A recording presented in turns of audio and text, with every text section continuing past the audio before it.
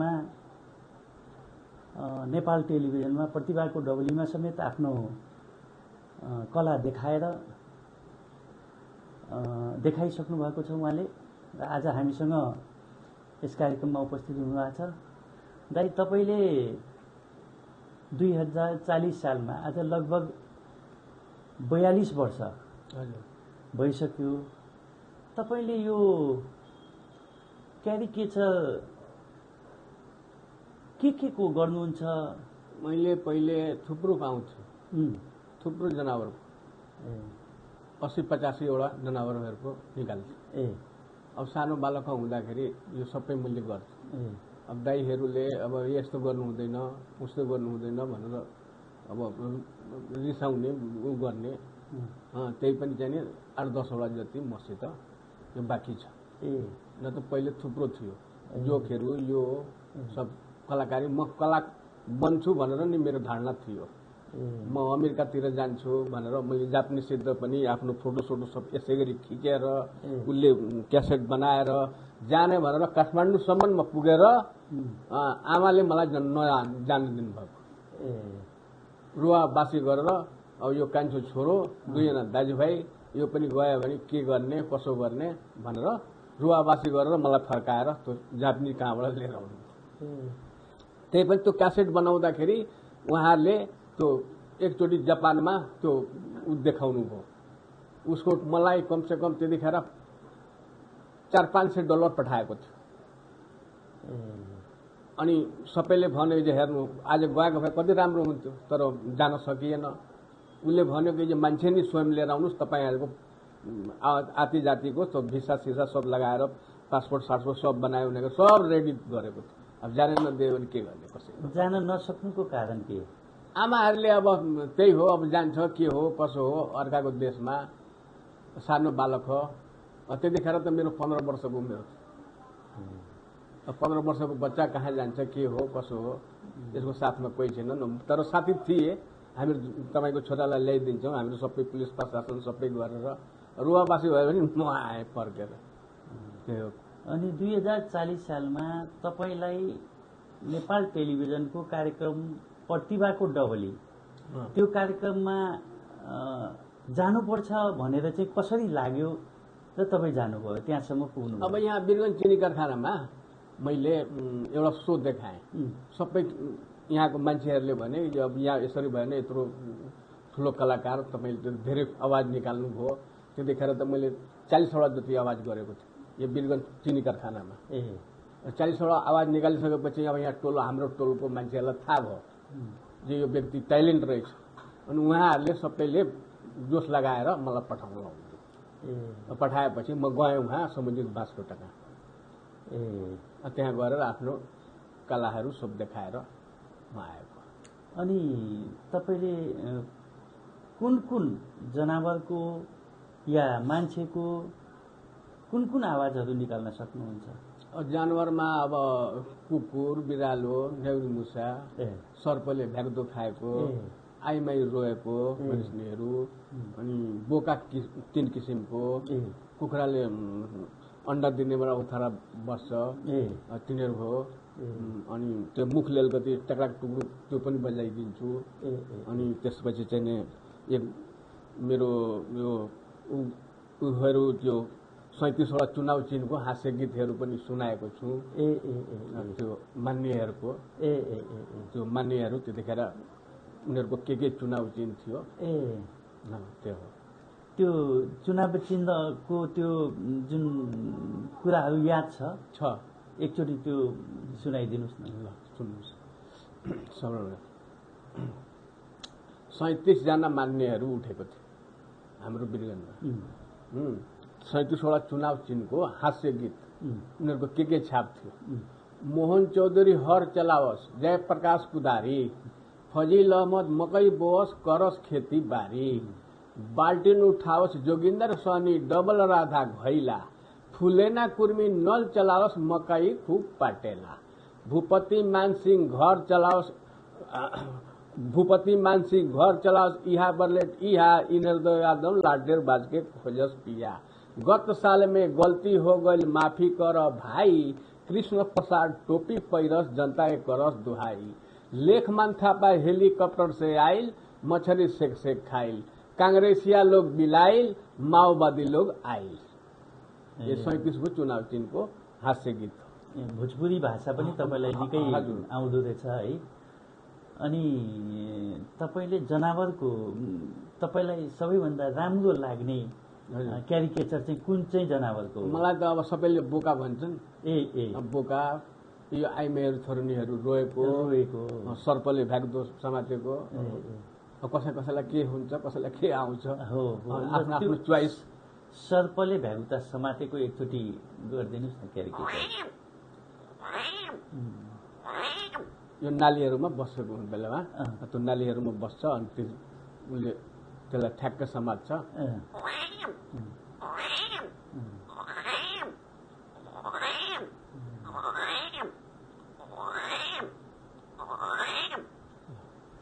अनि बोकाको पनि तपाईले राम्रो क्यारिकेचर गर्नुहुन्छ भनेर भन्ने छ हैन? एकचोटि त्यो पनि सुनाइदिनुस् न। बोकाको जस्तो कि अब पहिले माउले बच्चा सच्चा उनीहरूको भइसकेपछि त माउले अब आफ्नो सानो भर्खर 10-12-15 दिनको बच्चाहरूलाई अब माउले बोल्छ।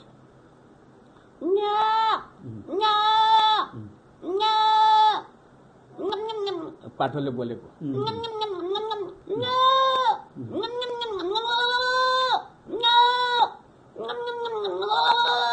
यो पाठोको अब माउले बोल्छ अनि जस्तो कि बोका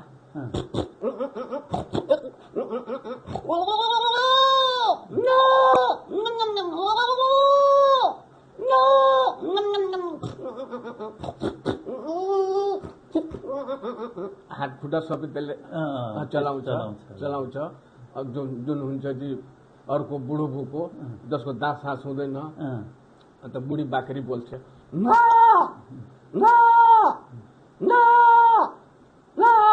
अनि बुढी बोकाले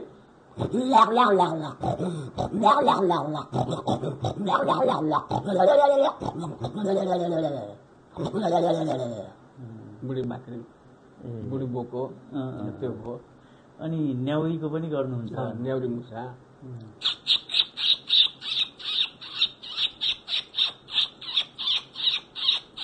यो न्याउरी मुसा पनि भयो। यसमा के हुन्छ बाँदरले देखेर अब उसले त्यो आउँछ त्यसको पनि आउँछ के यो बाँदरनीको त्यो गऱ्यो भने एकचोटि त पशुपति मसाला हामीलाई लखेटिएको थियो। बाँदरले पशुपतिमा लग्थ्यो यहाँ उसमा लग्थेको थियो अनि 2-3 ठाउँमा हामीलाई त्यो लगिदिन्छ के यसरी गर्न थाल्छ। अब हामी रात्रि डराउँछ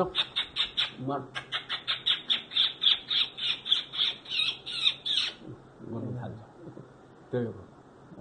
अनि शक्ति कपुरको पनि तपाईले क्यारिकेचर गर्नुहुन्छ? श्रीदेवी आऊ ललिता मेरा डायलग पैसा लगा भनेर त्यो तोफा फिल्ममा त्यो छ।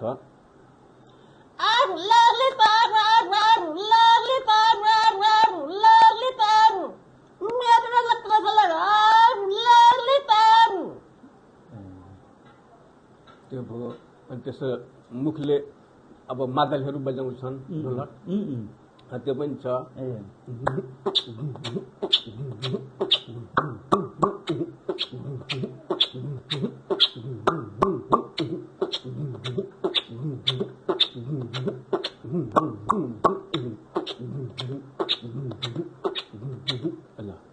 हाम्रो मधेसतिरको कल्चरमा यो कल्चरमा हुन्छ नि एउटा गीत भयो ताल आयो त्यो तालमा त्यो ब्रेक गरे जस्तो पनि भयो र अहिले पनि भयो मुखले त्यो सब चिज हो।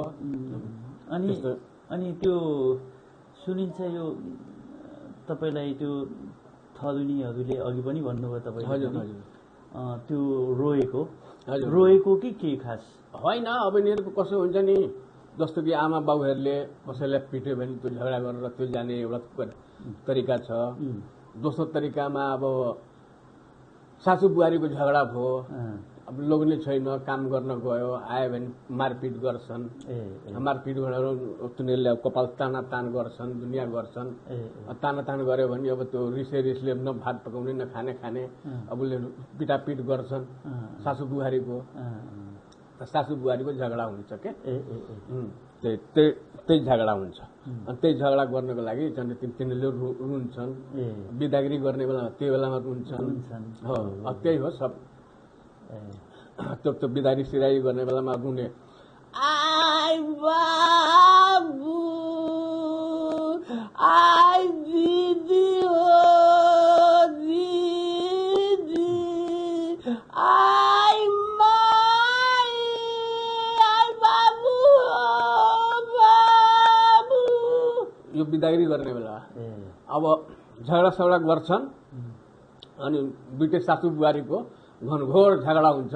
10 जना जम्मा हुन्छन्। त अब त्यही बेलामा आइ बाबु हो बाबु, आइ दिदी, आइ बाबु हो बाबु, आइ दादा हमराको मुआ देलक हो दादा, हमर सासुमा मार के सौंसे झोटा ओटा उखाड़ देले बिया। आइ बाबु, आइ दिदी हो दिदी, आइ बा, आइ माई रे माई, आइ बाबु भनेर यो आयो। त्यस्तो हुन्छ के। ल ठिकै छ। अब तपाईँको कलाकारिता अति नै उ छ, राम्रो छ। अब के सोच्नु भएको छ यो कलाकारिताको विषयमा?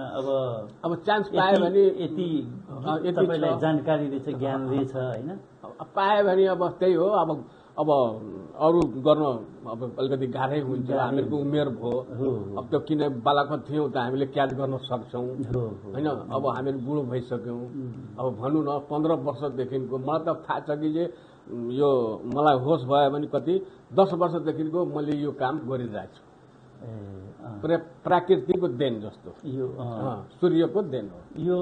आफसे आप तपाईँलाई यो जसरी हाम्रो सुतिन्छ, नलेज आयो, फल्ना चिजले यस्तो गरायो, त्यो ध्यान आउँछ।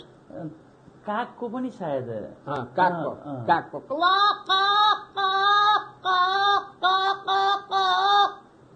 एक कागको।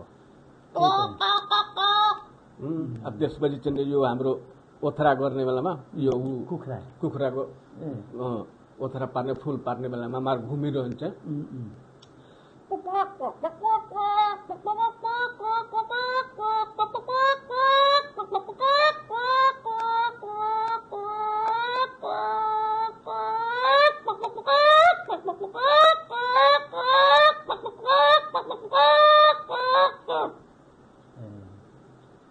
हस् त, हाम्रो कार्यक्रममा आइदिनु भयो, त्यसको लागि धेरै धेरै धन्यवाद। हाम्रो समयले पनि बिट मारिसकेको छ।